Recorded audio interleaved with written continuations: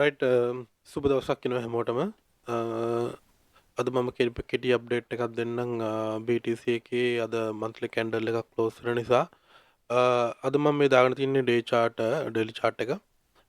ඉතින් daily chart එකේ ඔයගොල්ලන්ට පේනවා ඇති දැන් මේ දවස් තුනක්ම එක දිගට bearish විදිහට තමයි candle close වෙලා තියෙන්නේ. ඒ close වෙන දින හැම candle එකකම එකකවත් highest or lowest බ්‍රේක් කරලා නැහැ එකම කැන්ඩල් එකකින්වත්. ඒක ගොඩක් විශේෂ වෙන්නේ මොකද මේ වෙලාවේ අපිට හිතා ගන්න පුළුවන් දෙයක් තමයි මේ වෙලාවේ මාකට් එක ගොඩක් විදිහටම ටයිට් විදිහට මාකට් එක මූව් වෙන බව තමයි මේකෙන් පැහැදිලිවම අපිට පේන දේ තමයි. ඉතින් ඊට කලින් අපි බැලුවා බලපෑම් දිනේදී මේ ලොකු ඩොජි කැන්ඩල් එකත් එක්ක බැලුවොත් මේ ඩොජි කැන්ඩල් එක ඇතුලේ තමයි මේ සේලුම කැන්ඩල්ස් දැනට මූව් වෙමින් පවතින්නේ. ඉතින් අපි monthly candle එකක් විදිහට ගත්තොත් monthly candle එක දාගත්තොත් අපිට ඕගොල්ලන්ට පේනවා ඉතින් monthly candle එකේදී monthly candle එකේ මාස 4ක්ම එක දිගට bullish විදිහට තමයි market එකේ candle close වෙලා තියෙන්නේ. ඉතින් අද දවසෙත් මේක bullish විදිහට market එක close වුණොත් මේ candle එක ඉතින් බොහෝ දුරට ලබන මාසයේ candles අනිවාර්යයෙන්ම bearish විදිහට candle form වෙන්න ඉඩ තියෙනවා.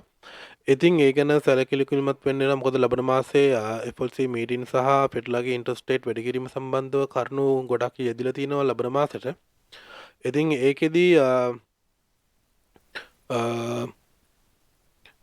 කියන්න ඕගොල්ලන්ට තියෙන එකම දේ තමයි මාකට් එකේදී ලොකු මූවමන්ට් එකක් ඉතා ඉක්මනින්ම එනවා. ඉතින් ඒකට ලැස්ති වෙලා ඉන්න දාන ට්‍රේඩ් හැම එකම ස්ටොප් ලොස් දාගන්න.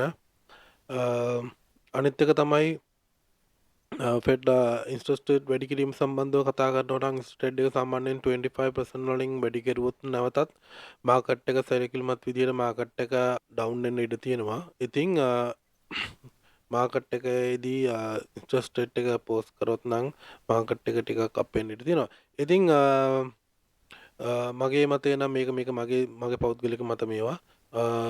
ඒ ගැන තීරණය කළ ඔයගොල්ලෝ ට්‍රේඩ් කරන්න එපා. ඔයගොල්ලෝ අනිවාර්යයෙන්ම ඔයගොල්ලන්ගේ දැනුම මතම පමණක් ට්‍රේඩ් කරන්න. කාගේවත් කියන දේවල් මත ට්‍රේඩ් කරන්න එපා. මේ දැනුම සඳහා පමණක් ඔයගොල්ලෝ යොදා ගන්න.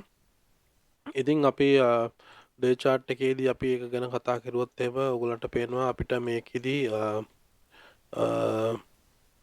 රයිට් මේ chart එක දාගන්න මේ මොකද මේක මගේ පොත්වලින් මම ට්‍රේඩ් කරන මේ chart එක.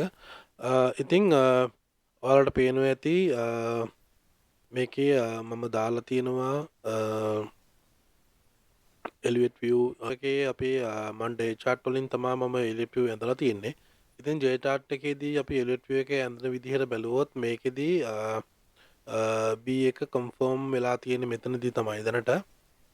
ඉතින් මේකේ දැන් කොමත් කනෙක්ෂන් එකක් මෙහෙම එන්න ඕනේ C එක කම්ප්ලීට් වෙන්න නම් පල්ලෙහාට ඩිරෙක්ෂන් එකක්. ඒ කියන්නේ ලබන මාසයේ අනිවාර්යයෙන් ප්‍රයිස් එක bearish විදිහට මාසේ ෆෝම් මේ කියන එක තමයි මගේ මතේ.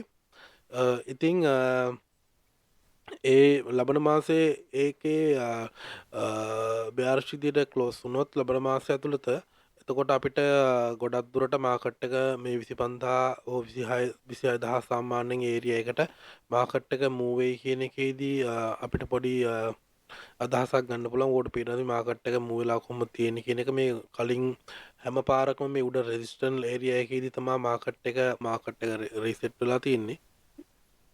ඉතින් ඒ කරුණු කාරණාවත් එක්කම ඔයගොල්ලන්ට ට්‍රේඩ් වලට දැනට ලොන්ග් ට්‍රේඩ් වලට එන්ට්‍රි ගන්න එපා. කොහොමවත් මේ අවස්ථාවේදී මන් දකින්න view එක හැටියට මේ වෙලාවේ මාකට් එක ගොඩක් අනිවාර්යයෙන්ම මාකට් එක ඩවුන් වෙනවා. ඉතින් මාකට් එකේ ලොකු ඩවුන් එකක් ආවොත් ඊට පස්සේ හැමෝටම පුළුවන් හොඳ ලොන්ග් පොසිෂන් වලට එන්ට්‍රි ගන්න. මොකද ඒ එන්ට්‍රිය කන්ෆර්ම් වෙන නම් මේක අනිවාර්යයෙන්ම ඩවුන් ට්‍රෙන්ඩ් එකක්.